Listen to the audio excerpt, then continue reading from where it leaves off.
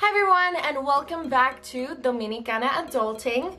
I wanted to share today a video of the things that I am changing in my life at this moment. What are those things and what roadblocks am I facing, and how am I currently trying to help myself get over these challenges. So if you have any ideas for any of them, please leave them down below. This is just me trying my best. So the first thing that I am really trying to work on is my reckless spending practices. I have stopped, but I used to call myself a shopaholic, and I've stopped because of the second thing I'm changing. But I used to call myself a shopaholic.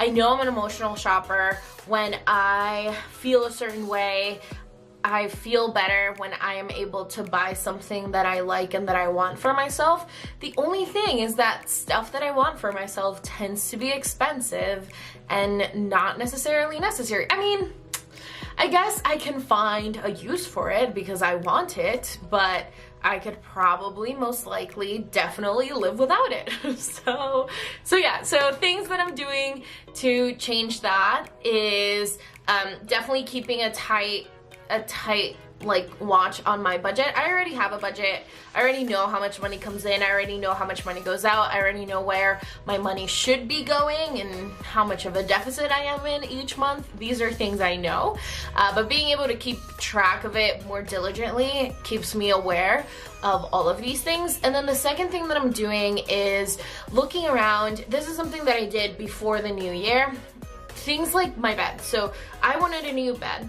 I used to have this queen, very bulky bed, and I was like, oh, I want a new bed. I want a full-size bed because I don't need a queen bed. I'm fine with a full, and I want more space in my room.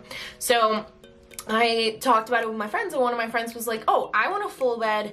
Let's just switch. Let's exchange. And I was like, that's awesome, because I feel like I bought a new thing even though I did not, and I get to get rid of my bulky bed. So if there's anything that you can switch around with your friends that makes it feel like you just got something new even though you had to pay nothing for it, then definitely do that. Something else that I've done is taken things that I already had around my house and either painted them to look different or rearranged them in a way that they look different. Is a smart thing to do as well. So that's a little of what I'm doing with my reckless money spending. I'm also trying not to go to the mall. So the second thing that I'm doing is I am stopping name calling myself. And this is something that I think I heard Rowena talk about it. She's another YouTuber, in one of her videos about just being impeccable with the way you speak about yourself. And it's like, everyone else in the world is gonna judge you. Why should you be the person who is your worst enemy, your biggest critic? You should be your best friend. You should love yourself the most, and you should be your biggest hype man and just on your side. So I just want to stop being the person who's calling me a shopaholic, who's calling me, oh, I don't know, I don't even, that's how you know. I don't even know what I call myself, but I do. I mean, I often feel like I'm a fraud. The things that I say I can do, I cannot actually do them, which is a lie. Obviously I can, because I do them all the time. So things like this, just catching myself in whatever I'm thinking. If I think I don't look good a certain day, if I think people aren't being as receptive as they usually are towards me, just making sure I don't turn it on me, and I'm not oh yeah, it's because you're a loser and you suck, but more people's reaction of you is a reflection of them, not of you. Whatever they're doing is their thing, and has nothing to do with you unless you're being an asshole to them. In that case, just better communication, please. But yeah, so I'm trying to be less of an asshole to myself. I guess that was not great of me, but yeah, trying to be nicer to myself. The other thing that I'm doing is creating a list of things that I want to upgrade in my life instead of just going out and buying them. So one thing that I did not too long ago is that I have this vacuum at home, and it's really just bulky and big and does not inspire me to clean at all. because it's really hard to move around. So I was like, you know what? I'm gonna get myself a Dyson, even though I can 100% not afford it. So, I went into Target, I got myself a Dyson. I was like, this is a necessity. Like, of course I'm gonna use this. Like, who would not use a beautiful vacuum like this? So I charged it, and yeah, I've used it a lot since I got it, but at that moment I was like, wait, this is a problem, because this feeds into my whole let's not overspend conversation. So what I decided to do was I asked myself, like, what could I have done to prevent this? And I think one of the things is having a list of things that I want to upgrade at some point in my life, and having the price and like creating a plan to be able to buy those things in a realistic way. So things I have in this list: I need a new TV stand for my TV that's outside in the living room, because the one that's there now is kind of falling apart. I mean, it's pretty, but it's definitely very flimsy. I want a nightstand. No, it's like, I guess it's a nightstand so we're moving to a new apartment soon, and I want to be able to have a matching set of nightstands to go in the room. So that's in the list. I want a new desk, an electric toothbrush. I don't even know. It's like, it's definitely things. Some of them are not too expensive, so some of them I could get for $30 to $50.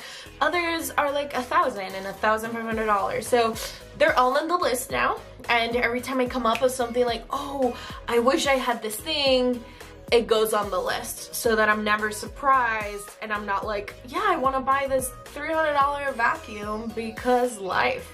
And yes, I did keep the Dyson, and yes, it has changed my life, but bitch can afford that shit. So for the future, now I have my list. The next thing is my sleeping schedule. I've been reading this book. It's called Why We Sleep.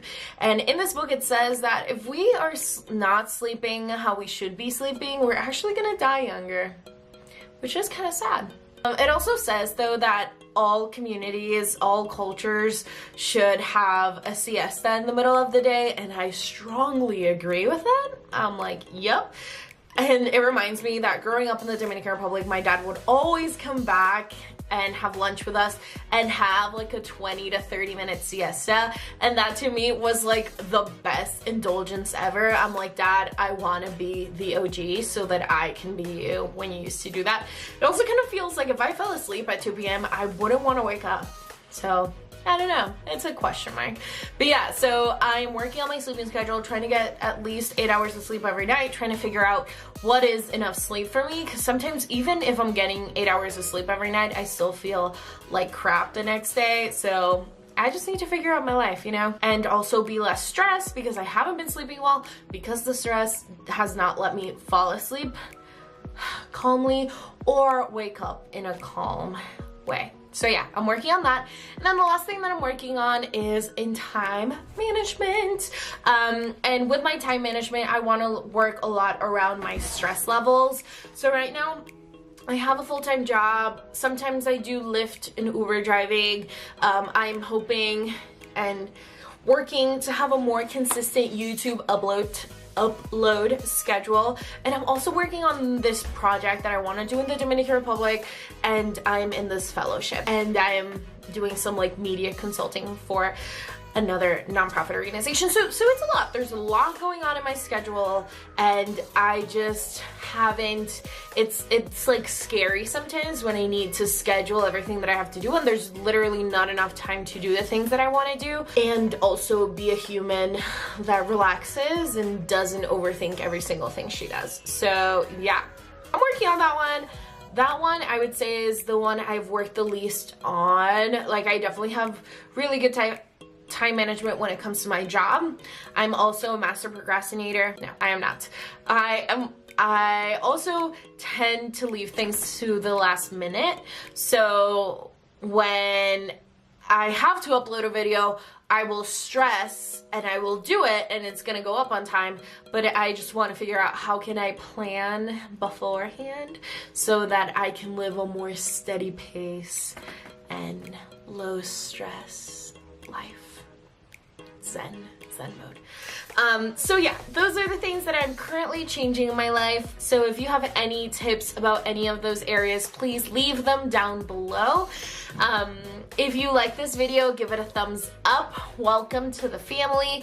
Also, if you like the content, please subscribe to the channel and hit that little notification bell so you can get notified every time I upload an awesome video.